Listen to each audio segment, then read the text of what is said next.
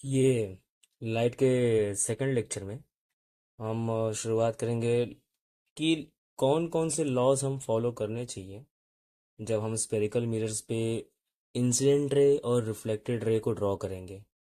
यहाँ पे ये जानना ज़रूरी होगा कि ऑब्जेक्ट का पोजीशन क्या है, जिसकी वजह से इमेज का पोजीशन चेंज होता है, इमेज का साइज चेंज होता है, इमेज का नेचर चेंज होता है। वो इन्वर्टेड बनेगा, इरेक्ट बनेगा, क्या होगा कैसे होगा वो देखेंगे। लेकिन उसके पहले कौन कौन से लॉज फॉलो होंगे कि जिनका यूज करके हम ऑब्जेक्ट के पोजीशन के अकॉर्डिंग ऑब्जेक्ट के इमेज के बारे में बताएंगे। इसमें से सबसे पहला जो लॉ है वो ये बोल रहा है कि अगर इंसिडेंट रे सीधा सीधा, ये है हमारा प्रिंसिपल एक्सिस, है ना, ये प्रिंसिपल एक्सिस है। अगर प्रिंसिपल एक्सिस को हमारा इंसिडेंट रे, ये जो इंसिडेंट रे आ रहा है, ये प्रिंसिपल एक्सिस से पैरेलल रहेगा, तो हमारा इंसिडेंट रे के बाद जो रिफ्लेक्ट होगा, यहाँ से जब मेरा रे रिफ्लेक्ट होगा वो फोकस से पास होगा। ये पहला लॉ है।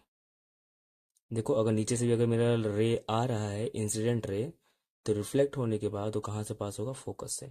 ये याद रखना, ठीक है। इंसिडेंट रे अगर पैरेलल रहा प्रिंसिपल एक्सिस से, तो रिफ्लेक्टेड रे पास होगा फोकस से।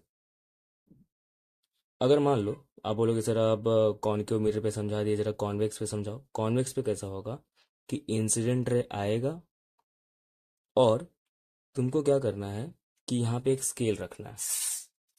स्केल कैसे रखना है? देखो ध्यान से, स्केल ऐसे रखना है ताकि जिस पॉइंट पे लाइट गिरी वो पॉइंट, और जहाँ पे फोकस है वो पॉइंट। और हाँ, ये बात याद रखना, कॉन्वेक्स जो मिरर है उसका जो फोकल पॉइंट होता है पीछे होता है और कॉनकेव का आगे होता है। ये हमेशा कॉन्वेक्स फोकल पॉइंट पीछे, कॉनकेव फोकल पॉइंट आगे। तो इसके फोकल पॉइंट और इंसिडेंट पॉइंट के बीच में स्केल रखो, वहाँ पे डॉटेड लाइन बनाओ। ऐसा मतलब कि एजम्पशन मारेंगे हम लोग कि लाइन, मतलब ये जो लाइट है ये मिरर के पीछे से आई है। ऐसा लग रहा है ना कि मिरर के पीछे से आई है। तो जब कॉन्वेक्स मिरर पे लाइट गिरेगा तो ऐसा होगा, ऐसा लगेगा कि it is diverging from the focus. Focus से ऐसा लग रहा है कि फैल रहा है। डाइवर्ज का मतलब होता है फैलना। समझ में आया? ऐसा लग रहा है ना कि फोकस से निकल के फैल रहा है कि नहीं? Incident ray, reflected ray, incident ray, dot dot dot dot dot, reflected ray. याद रखना ये हमारा फर्स्ट लॉ था। सेकंड लॉ कैसा है कि अगर इंसिडेंट रे फोकस से पास हुआ तो जो रिफ्लेक्टेड रे होगा वो प्रिंसिपल एक्सिस को पैरेलल होगा। रिफ इंसिडेंट रे फोकस से पास होगा तो जो रिफ्लेक्टेड रे होगा वो प्रिंसिपल एक्सिस को पैरेलल होगा। तो ये देखो, ये रहा आपका इंसिडेंट रे, और जो रिफ्लेक्टेड रे है वो प्रिंसिपल एक्सिस को पैरेलल है। और यहाँ पर भी देख लो, ये रहा आपका incident ray, dot dot dot dot, और जो रिफ्लेक्टेड रे होगा वो पैरेलल होगा प्रिंसिपल एक्सिस को। ध्यान रखना ये। ओके। अब देखो, जो थर्ड लॉ है वो क्या बोलता है। देखो, मैंने दोनों बनाया है। यहाँ पे मैंने कॉनकेव भी बनाया और मैंने कॉन्वेक्स भी बनाया। कॉनकेव के केस में क्या होता है, देखो इंसिडेंट रे आया आया आया, अगर वो सेंटर ऑफ कर्वेचर से पास होता है तो यहाँ पे हम लोग थर्ड लॉ में क्या होता है, सेंटर ऑफ कर्वेचर बहुत इंपॉर्टेंट है कि अगर incident ray centre of curvature से पास होकर जाएगा तो रिफ्लेक्टेड रे वही रास्ते से वापस आएगा। वही हमने यहाँ पे लिखा है, आप इसको नोट डाउन कर लेना बाद में, कि अगर इंसिडेंट रे यहाँ पे गिरेगा तो रिफ्लेक्टेड रे यही रास्ते से वापस आएगा। कॉन्वेक्स में कैसा होगा कि अगर इंसिडेंट रे यहाँ पे गिरेगा, तुमको रखना है यहाँ पे स्केल, डॉट डॉट लाइन बनाना है, और तुम ये अज्यूम करोगे, तुम ये मानोगे कि जो रिफ्लेक्टेड रे होगा तो यहीं से वापस जाएगा। बात समझ में आ रही है? क्योंकि होता क्या है पता है क्या, ये केस में होता क्या है कि जब भी आप incident ray centre of curvature से पास कराते हैं, जब incident ray centre of curvature से पास कराते हैं, तो यहाँ पे आप इसको जूम करो। जूम करने पे क्या दिखेगा पता है? मिरर का एक फ्लैट सरफेस मिलेगा, फ्लैट सरफेस। अगर मैं इसको जूम करूंगा, ये अभी कर्व है, लेकिन कर्व को अगर जूम करूंगा तो वो कैसे दिखेगा, स्ट्रेट दिखेगा। तो यही स्ट्रेट पार्ट को मैं यहाँ पे लाता हूँ। ठीक है, ये जो है ना इतना छोटा सा पार्ट, ये बड़ा दिखा रहा हूँ मैं, यहाँ पे बना दो आप नॉर्मल। और आपने लॉ ऑफ रिफ्लेक्शन में एक चीज़ पढ़ा है कि अगर लाइट नॉर्मल पे सीधा गिरती है तो वही रास्ते से वापस आती है। वही फॉलो हो रहा है कि नहीं, मज़ेदार। कि अगर incident ray centre of curvature से पास होगा तो उसी रास्ते से वापस आएगा। मतलब ये जो रे है ये गिर रही है नॉर्मल पे, जिसकी वजह से वो वापस आ रही है। बात समझ में आएगी नहीं? अब आप बोलोगे तो बाकी सब में क्या हो रहा था? बाकी सब में वो नॉर्मल पे डायरेक्टली नहीं गिर रहा था, ऐसे से गिर रहा था, ऐसे से गिर रहा था, जो पिछले वाले में था, पिछले लॉ में।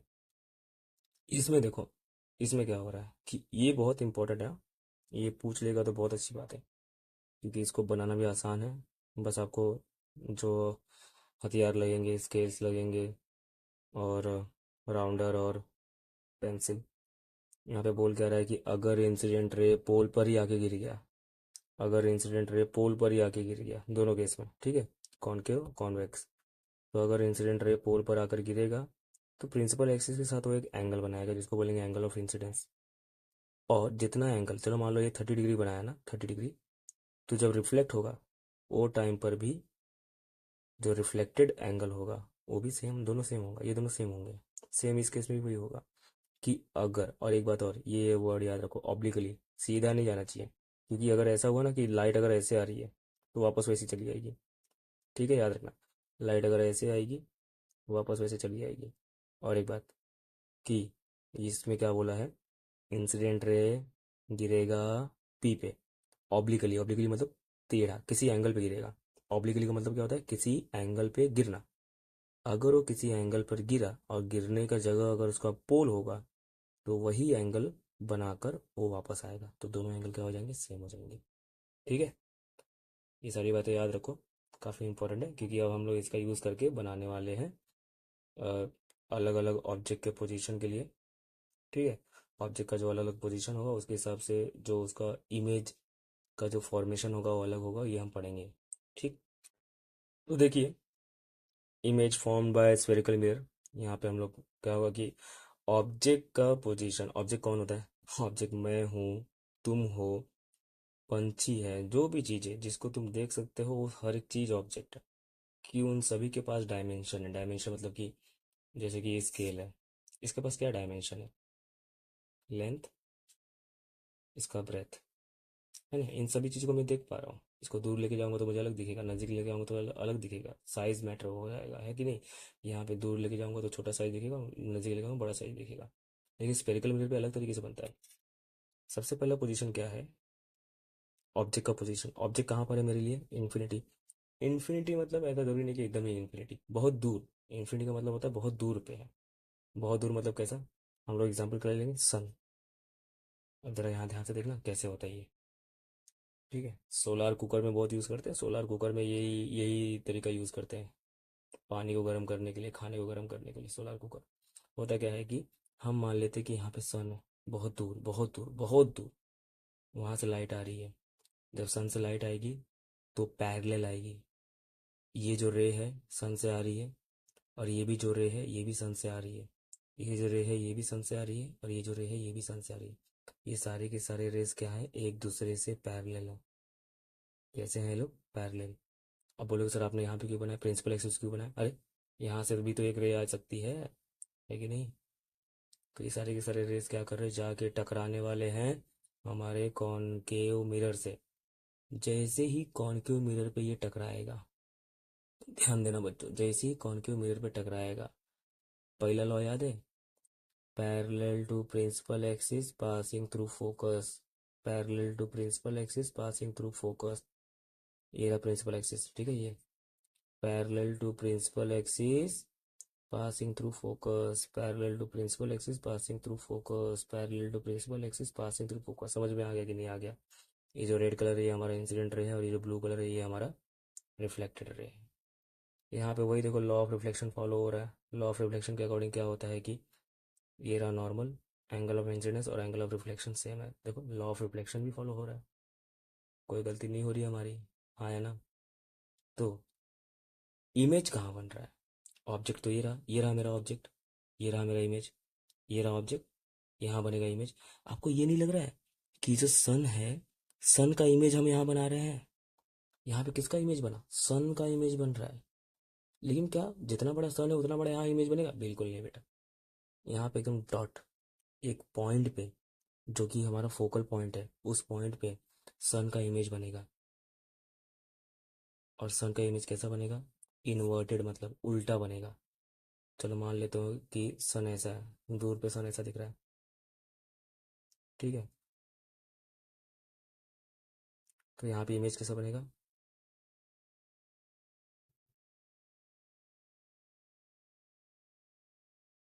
अरे, खराब बन गया क्या? सही बना रहा हूँ मैं।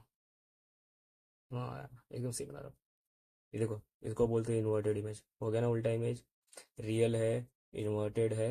लेकिन ये अगर मैं एक्चुअल सन बोलता हूँ, जो कि मेरा ऑब्जेक्ट है, तो यहाँ पे इमेज कैसा बना है? एकदम छोटू सा, छोटू सा, जो कि मुझे दिख भी नहीं रहा है कि वो सन है कि नहीं। एकदम point, real image, inverted image, और पॉइंट साइज बोलूँगा, मतलब एकदम पॉइंट पे बन रहा है। आप बोलोगे सर ये इन्वर्टेड इन्वर्टेड क्या बोल रहे हो, थोड़ा समझाओ इसको। अगले वाले में तुमको फटाक से समझेगा, देखना। देखो यार, सेकंड वाले में क्या हो रहा है? मान लो ये तुम्हारा ऑब्जेक्ट है, ये ऑब्जेक्ट का पैर है, ये ऑब्जेक्ट का सर है, ठीक है? और ऑब्जेक्ट का पोजीशन कहाँ पे है? बियॉन्ड सी। बियॉन्ड सी मतलब सेंटर ऑफ कर्वेचर से आगे, इधर है। चलो अगर तुमको ऑब्जेक्ट ऐसे अच्छा नहीं लग रहा है, एक काम करते हैं, मैं यहाँ पे पेड़ बना देता हूँ, ठीक है? ये रहा पेड़। पेड़ के सर से लाइट जाएगी, पेड़ के पैर से भी लाइट जाएगी। देखो जा रही है, पैर से लाइट जा रही है, जा रही है, जा रही है, उसी रास्ते वापस आती है। याद रखना, ये लाइन पे अगर कोई लाइट जाती है तो उसी लाइन वापस आती है। दूसरी बात, इसके सर से लाइट जा रही है पैरेलल, रिफ्लेक्ट हुई, कहाँ से पास होगा? फोकस से। पहला लॉ याद है ना? फोकस से पास हो गया। एक और लाइट जा रही है, फोकस से पास हो रही है, और ऐसे निकल गई, हाँ है ना? Passing through focus parallel to principal axis. यहाँ पे पहला लॉ यूज हुआ है, यहाँ पे दूसरा लॉ।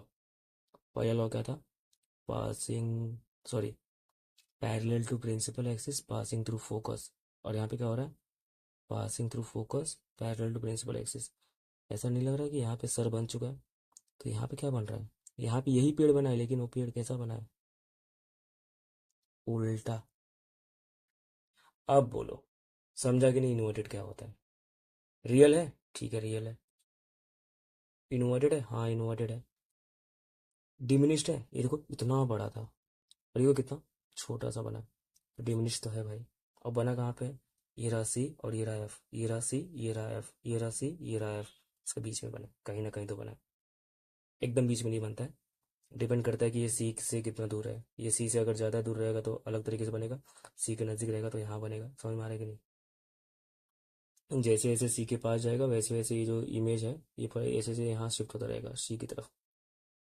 अगला तो वही है कि अगर सी पे रख दिया तो, अगर मैंने ऑब्जेक्ट को सी पे रख दिया, मतलब पेड़ को अगर मैंने यहाँ पे रख दिया, पेड़ कैसा दिख रहा है समझ में आ रहा है ना? इसी पेड़ को इमेजिन करो यहाँ पे, ये यहाँ पे मैंने पेड़ को रख दिया है। चलो,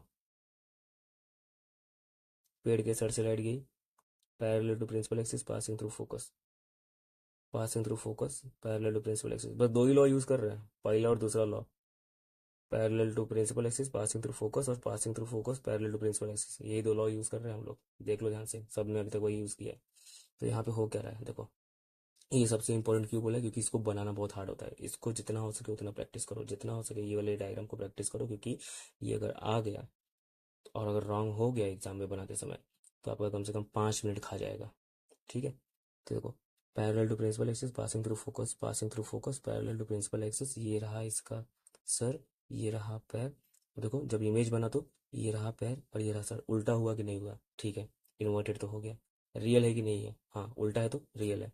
same size, image and object का, जो इमेज ऑब्जेक्ट है तेरा, ये रहा तेरा ऑब्जेक्ट, और जो तेरा इमेज बनेगा, दोनों सेम ही दिखेंगे, दोनों का साइज सेम होगा। पोजीशन ऑफ इमेज कहाँ पर है? पोजीशन सी पर ही है। समझ में आया कि नहीं? सारे के सारे पॉइंट्स ठीक हो चुके हैं, है कि नहीं? यहाँ पर हम देखेंगे कि जो पोजीशन है और सी और एफ के बीच में है, जैसा आप देख रहे हो कि यहाँ पे ये इसका हेड है, ये इसका टेल है, या फिर ऐसा बोलो हेड है और पैर है उसका। अब देखो लाइट यहाँ से जा रही है, लॉ कौन सा यूज हो रहा है? Parallel to principal axis passing through focus. और दूसरा कौन सा यूज कर रहा हूँ मैं? Passing through focus parallel to principal axis. जहां पर ये मिलेंगे वहीं पे बनेगा सर, और नीचे क्या बनेगा? पैर। ये देखो, अगर आप नोटिस करो ना, ये कितना बड़ा है, ये इतना सही 1 सेंटीमीटर का है, और ये कितना बड़ा बना है? ये बना है करीब 2 सेंटीमीटर के आसपास। एक्चुअली में डबल हो गया है। ये आपका ऑब्जेक्ट है, ऑब्जेक्ट, और ये आपका इमेज है। बात समझ में आ रही है? इमेज तुम्हारा रियल है? जी हाँ रियल है। इन्वर्टेड है? हाँ इन्वर्टेड है। मैग्नीफाइड है? जी हाँ मैग्नीफाइड है। समझ में आएगा नहीं आया? अब देखो, अगर मान लो कि वो फोकस पर रहा है, फोकस पर आप देख रहे हो, ये रहा सर, ये रहा पैर। यहाँ पे हम लोग कौन सा दो लॉ यूज करने वाले, ध्यान से देखना है। एक तो parallel to principal axis passing through focus. क्या ये फोकस से पास हो रहा है? हाँ। क्या ये प्रिंसिपल एक्सिस को पैरेलल है? हाँ। Passing through principal axis passing through focus. और दूसरा कौन सा? वो लॉ याद है क्या, वो सेंटर ऑफ कर्वेचर वाला? जाके पीछे देख लो वीडियो में। सेंटर ऑफ कर्वेचर वाला लॉ क्या था? कि अगर कोई लाइट सेंटर ऑफ कर्वेचर के रास्ते से होकर सेंटर ऑफ कर्वेचर के रास्ते से होकर जाकर मिरर से टकराएगा तो उसी रास्ते से वापस आएगा।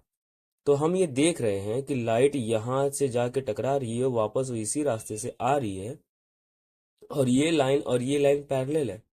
और आपको एक चीज पता है कि पैरेलल लाइन इन्फिनिटी तक जाएगी, तब जाकर वो ऐसे मिलेंगे, इन्फिनिटी पे जाके ऐसे मिलेंगे।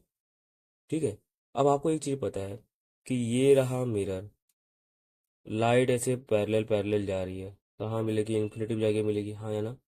अब वो इन्फिनिटी जाके मिलेगी तो इमेज कितना बड़ा बनेगा? बाप रे बाप, बहुत बड़ा इमेज बनेगा, हाईली मैग्नीफाइड इमेज बनेगा। तो रियल तो है, क्योंकि सर बन तो रहा है, उल्टा भी बन रहा है, इन्वर्टेड भी रहेगा, हाईली मैग्नीफाइड भी रहेगा। तो ये वाला इंपॉर्टेंट है, ये वाला इंपॉर्टेंट है, क्योंकि यहाँ पे काफ़ी बच्चों का पैरेलल लाइन बन नहीं पाता है। तो आपको ये सोचना है, parallel to principal axis passing through focus, है ना? और यहाँ पे क्या है? अगर सेंटर ऑफ कर्वेचर के रास्ते से जाएगा तो उसी रास्ते से वापस आएगा। याद रखना। बनाना कैसे है, ध्यान से सुनो। कि यहाँ पे तुम रखोगे ऐसे, यहाँ से तुम लाइन बनाओगे ऐसे। अब मैंने यहाँ पीछे डॉटेड लाइन क्यों बनाया? डॉटेड लाइन ये बताने के लिए बनाया है कि लाइट यहीं पर है, लाइट इस ऑब्जेक्ट के मुंह से इधर साइड जा रहा है। अब इसके पीछे तो शैडो बनेगा यहाँ पे, तो यहाँ तो कोई लाइट है नहीं। तो हमने क्या बनाया? ट्रेस। यहाँ पे ट्रेस किया है। ठीक है, ऐसा डॉट डॉट लाइन से ट्रेस किया है। याद रखना, अगले वाले में सेम यही होने वाला है। अब ये दो डायग्राम नहीं है, दोनों डायग्राम सेम ही चीज बताती है कि अगर मैंने ऑब्जेक्ट को फोकल पॉइंट और पोल के बीच में रखा तब क्या होगा। ये सबसे इंपॉर्टेंट है डायग्राम। तुमको ये बनाना है, ये बनाओ, ये बनाना है, ये बनाओ, क्योंकि दोनों सेम ही है, दोनों डायग्राम सेम है, बस यहाँ पे लॉ अलग अलग यूज किया है। यहाँ पे मैंने parallel to principal axis passing through focus, और दूसरा सेंटर ऑफ कर्वेचर वाला लॉ, दो लॉ यूज किया। यहाँ पे कौन सा? सेंटर ऑफ कर्वेचर और पोल वाला लॉ। तो यहाँ मैं लिख देता हूँ, सेंटर ऑफ कर्वेचर का लॉ यूज किया है, और एक और कौन सा? Parallel to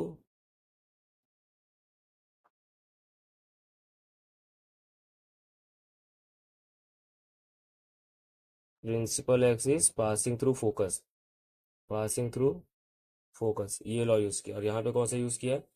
centre of curvature वाला लॉ। और कौन सा लॉ यूज किया है? पोल वाला लॉ। जाके इन दोनों लॉ पे आप ध्यान देना है। यहाँ पे दो लॉ यूज किया, यहाँ पे दो। तो आप देखो ना, कॉम्बिनेशन अलग है, इसीलिए डायग्राम में यहाँ पे अलग चीज है, लेकिन यहाँ पे सेम ही चीज बनेगा। याद रखना। वो क्या रहा है? फोकल पॉइंट और पोल के बीच में है हमारा ऑब्जेक्ट, और यहाँ से लाइट जा रही है parallel to principal axis passing through focus. तो तुमको क्या करना है? पैरेलल टू प्रिंसिपल एक्सिस, फिर उसके बाद स्केल ऐसा रखना है, जहां तक ऑब्जेक्ट है वहां तक सॉलिड लाइन, उसके बाद डॉट डॉट डॉट लाइन। जहां तक ऑब्जेक्ट है, मतलब कि यहाँ लाइट गई, टकरा के आई, टकरा के आने तक, यहाँ तक आने दो, ऑब्जेक्ट तक आने दो। यहाँ पर क्या होगा? सॉलिड लाइन रहेगा, इसके आगे डॉटेड लाइन, और ये लाइन को ऐसे डॉट मिरर के पीछे भी डॉट डॉट करते करते लेकर जाओ। ठीक है।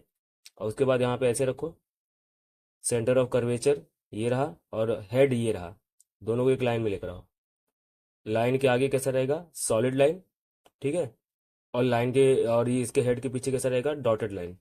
और ये डॉटेड लाइन मिरर के पीछे ऐसा पीछे लेकर जाते रहो, और जहाँ पे ये मिलता है वहां पे बनेगा तुम्हारे इमेज का हेड, और ये रहा तुम्हारे इमेज का पैर, ठीक है। सेम चीज यहाँ पर हो रही है, इमेज वैसे ही बन रहा है, लेकिन यहाँ पे हमने तरीका थोड़ा अलग है। हमने यहाँ पे यूज किया पोल वाला, पोल तक जाएगा, angle of incidence angle of reflection same हो जाएगा, है कि नहीं। यहाँ गया लाइट, टकरा के वापस आ गया, ये रहा, ठीक है, ये जा रहा है। और यहाँ पे तुमने डॉटेड लाइन बना दिया पीछे। सेम सेंटर ऑफ कर्वेचर देखो, जैसे यहाँ पे आपने किया वैसे यहाँ पर भी कर रहे हो। लाइन यहाँ से गई, टकरा के वापस आई। अब बंदा जो यहाँ पे ऑब्जेक्ट है उसके पीछे डॉटेड लाइन, और मिरर के पीछे डॉटेड लाइन, एक ही लाइन में, ठीक है। जहाँ पे ये मिलेंगे वहां पे बनेगा हेड, और नीचे क्या बना उसका फुट, और ये बन गया तुम्हारा इमेज। इमेज क्या है, रियल है जी हाँ, नहीं। वर्चुअल है हाँ, इरेक्ट है हाँ, इरेक्ट है ना, सीधा है ना, मैग्नीफाइड है हाँ। देखो ये रहा छोटा सा इमेज और ये बड़ा, सॉरी छोटा सा ऑब्जेक्ट और ये बड़ा सा इमेज, है कि नहीं। एक बार वापस जाइए, पूरा वीडियो वापस देखिए, और कैसा है कि आप ड्रॉ कीजिए। आप हाँ, क्या क्या डायमेंशन लोगे, मैं अगर बताऊँ अगर आप डायमेंशन क्या क्या लेना चाहिए, तो सबसे पहली बात स्केल रखो, ठीक। स्केल रखने के बाद एक लाइन बनाओ, ठीक है। उसके बाद मिरर लो, मिरर लेने के बाद, अभी मिरर लेने का तरीका कैसा है, देखो। आपको मिरर लेना, आप राउंडर में लगा के फिर उसके बाद यहाँ पे 2 सेंटीमीटर का लो, 2 सेंटीमीटर का रेडियस लो राउंडर पे रख के, और यहाँ पे रख के ऐसे राउंडर से बना दो। उसके बाद कैसा होगा, आपको मिल जाएगा रेडियस कैसा, 4 सेंटीमीटर रखना, 4। क्यों 4 सेंटीमीटर रखने बताऊँ, क्योंकि अगर 4 सेंटीमीटर रहा तो ये तो बन जाएगा तुम्हारा सी, 2 सेंटीमीटर भी बन जाएगा एफ। तैयार है, सब तैयार है, इससे ज़्यादा कुछ नहीं करना है। और ऑब्जेक्ट का साइज, ऑब्जेक्ट का साइज, ऑब्जेक्ट साइज हमेशा 1 सेंटीमीटर लो। या तुमको अगर कौन से डायग्राम के लिए, जो नॉर्मल नॉर्मल जहां पे मैंने स्टार नहीं बनाया उन डायग्राम में तुम 2 सेंटीमीटर भी ले सकते हो, लेकिन जो स्टार वाला है वहां पे 1 सेंटीमीटर ही लो, क्योंकि इमेज बड़ा छोटा बन सकता है, तुम्हारे पेज के बाहर अंदर जा सकता है, जो कि हम नहीं चाहते, हमारा टाइम वेस्ट नहीं होना चाहिए, है कि नहीं। तो ये सब चीज़ें ध्यान रखो। फिर अगर आप लोग को बनाने में प्रॉब्लम आ रही है तो मैं एक और वीडियो बनाऊंगा जहाँ पे मैं ड्रॉ करके सारे के सारे डायग्राम डाल दूंगा, ठीक है। Thank you.